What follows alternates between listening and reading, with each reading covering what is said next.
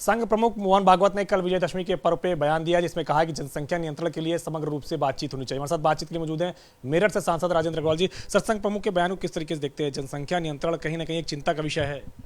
देखिए, विजयदशमी के ऊपर जो सरसंघ चालक जी का संबोधन होता है उसको बहुत प्रारंभ से महत्वपूर्ण माना गया है और एक प्रकार से संघ का भी वो नीति वक्तव्य कह लीजिए या उसकी जो क्या विचार प्रक्रिया है उसके संबंध में वो उसको प्रदर्शित करता है।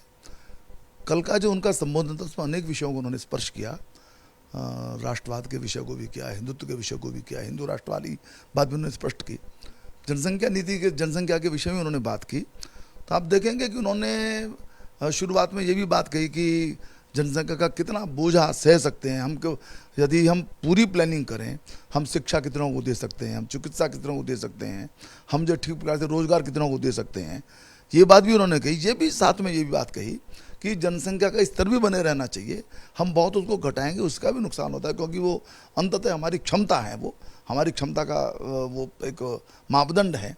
लेकिन साथ ही उन्होंने ये बात कही कि जनसंख्या के विषय में हमें सोचना जरूर पड़ेगा, क्योंकि बहुत अधिक बोझा हम सहन नहीं कर सकते, हमारे पास उतने संसाधन भी नहीं है और एक पृथ्वी की भी सीमा है, हमारे देश की भौगोलिक सीमा है। ऐसा सारा उन्होंने समग्र रूप से विषय को रखा और उन्होंने इसी बात को कहा कि इसके जनसंख्या के संबंध में एक समग्र रूप से सारे पहलुओं को विचार करते हुए नीति बननी चाहिए, उसके विषय में विचार होना चाहिए।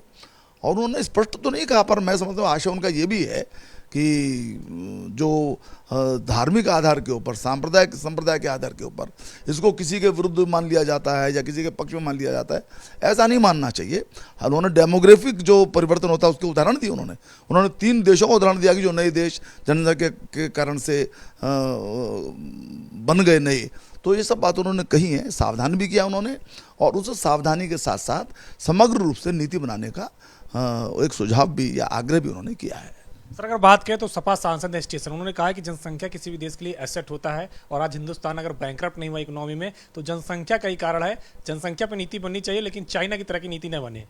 नहीं, चाइना की तरह की नीति की बात तो पूजनीय सरसंघ चालक जी ने नहीं कही, उन्होंने खुद इस बात का उल्लेख किया और एसेट है इस बात को भी उन्होंने स्वीकारा। सभी लोग स्वीकार करते हैं, प्रधानमंत्री जी भी कहते हैं कि हम सबसे युवा देश हैं, लेकिन ये बात भी उसके साथ जुड़ी हुई है कि अधिक जनसंख्या का बोझा कहाँ तक सह पाएंगे हमारे। यानी मैं खुद देखता हूँ, मैं मेरठ से आता हूँ, हमारा राष्ट्रीय राजमार्ग 16 लेन का पहला राष्ट्रीय राजमार्ग है।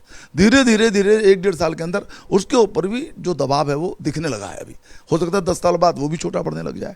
तो एक उदाहरण मैंने ही दिया, मैंने कुल मिला करके जो राष्ट्रीय स्तर के ऊपर संसाधनों की स्थिति है, हमारे पास अन्न भंडार है, हमारे पास जल के भंडार है, हमारे पास जो ऊर्जा के की संभावनाएं हैं, हमारे पास रोजगार है, जिसका उल्लेख जो है पूजनीय सरसंघ चालक जी ने किया है।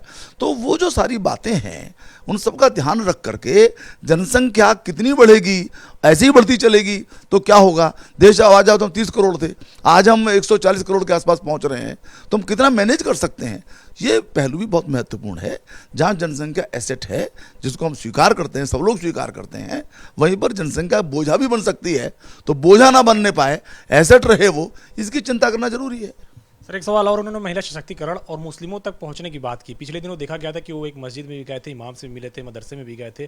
किस तरीके से आप उनके इस बयान को देखते हैं? देखिए, मुस्लिमों के विषय में संघ का शुरू से एक दृष्टिकोण रहा है। आजकल क्योंकि केंद्र में भारतीय जनता पार्टी की सरकार है, इसलिए संभवतः इस कारण से संघ के जो हमारे सरसंघ चालक जी हैं या अन्य हमारे पदाधिकारी हैं वो कुछ बयान देते हैं तो उसको ज़्यादा वो समझते हैं कि नई बात कही जा रही है। नई बात नहीं कही जा रही।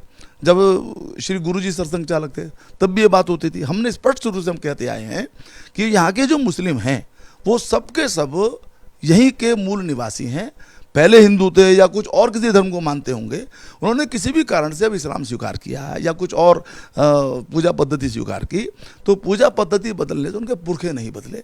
और इसलिए आपको ध्यान ही होगा कि सरसंघ चालक ने बात कि हमारा डीएनए एक ही है, उसका आशय यही है।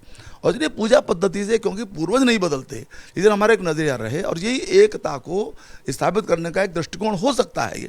ये बात रहती है हमारी मुस्लिमों के बारे में। तो और इसीलिए हम संपर्क भी रखते हैं, संवाद भी रखते हैं। कल भी सरसंघ चालक जी ने कहा कि हम संवाद हम जारी रखेंगे।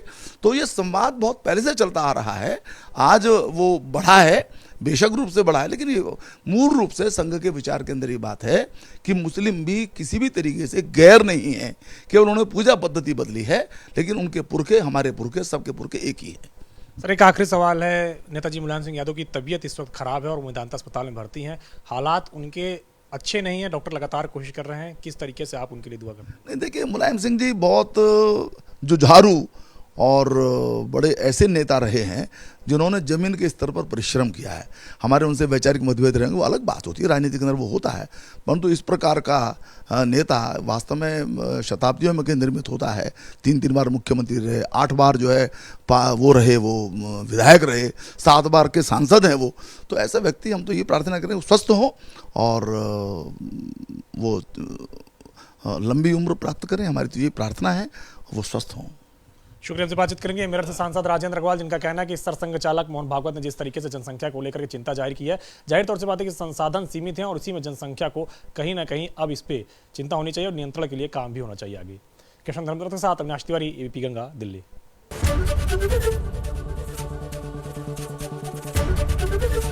एबीपी गंगा, खबर आपकी, जुबान आपकी।